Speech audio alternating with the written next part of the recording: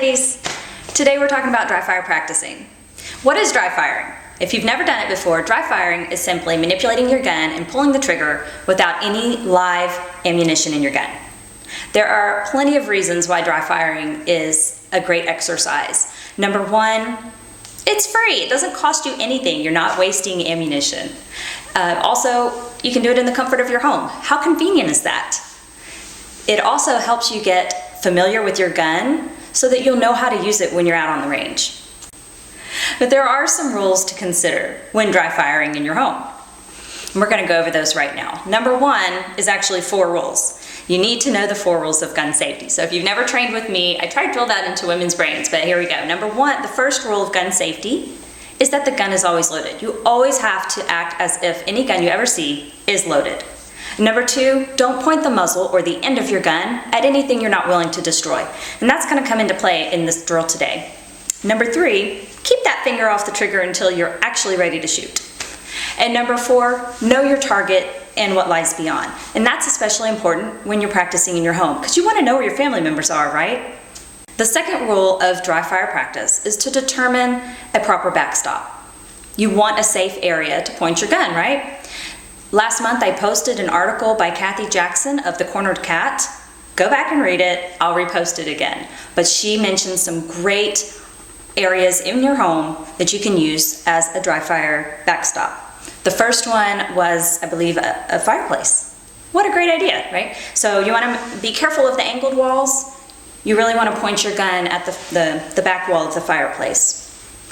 Also, she mentioned a heavily stacked bookshelf. You know, one of those bookshelves where you can't get any more books in it, that would be a great backstop. What about a cement wall? So if you have a basement in your house, that would be a great backstop. Another one would be an exterior wall of your home that has brick on the outside. So make sure that the brick goes floor to ceiling. That would be a great backstop. All right, so the third rule of dry fire safety is to make sure there's no ammunition anywhere in the room.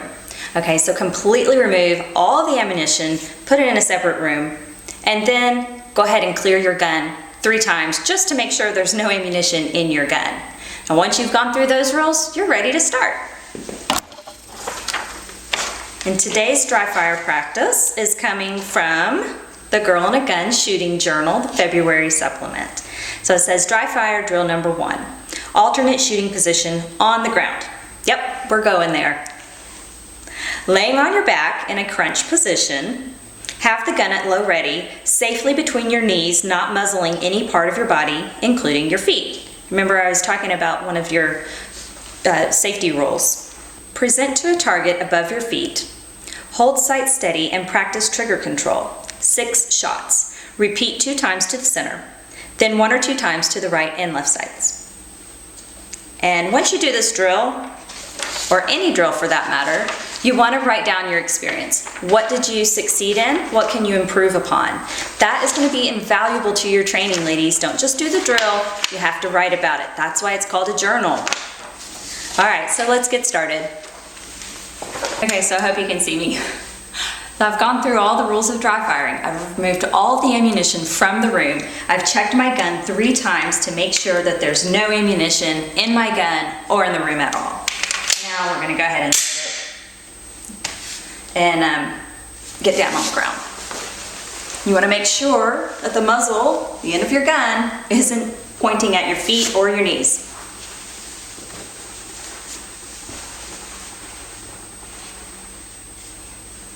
You're going to determine a target, and you're going to dry fire 6 times to the center of that target.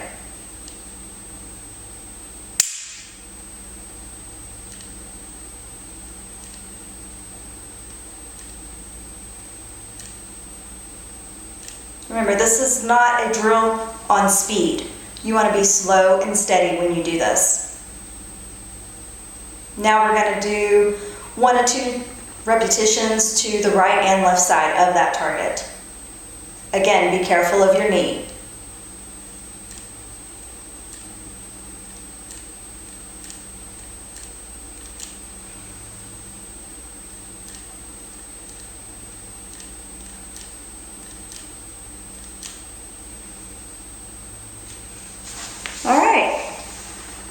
Let's go on to the next drill. Okay, live fire drill number 2, alternate position on the ground. Start in a standing position, drop to the ground quickly to a crunch position, keeping your muzzle in a safe direction. Present your sights to a target above your feet. 6 shots, repeat 2 to 3 times. Note if you are able to move both hands, to have both hands on the pistol, or if you need to support your balance on the ground with your weak hand. So let's see what that looks like. Okay, this might be a little difficult to see with the light behind us, but I'm going to do it here since I'm on carpet. So it says, starting in a standing position, drop to the ground in a crunch position as fast as you can, and present your gun to the target, 6 shots to the center of the target, and see if you need to use your left hand to get down on the ground or not. All right, so here we go. Ready? Go.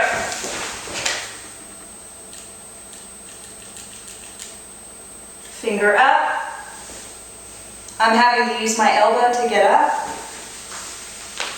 But notice that my gun is always pointed in the safe direction.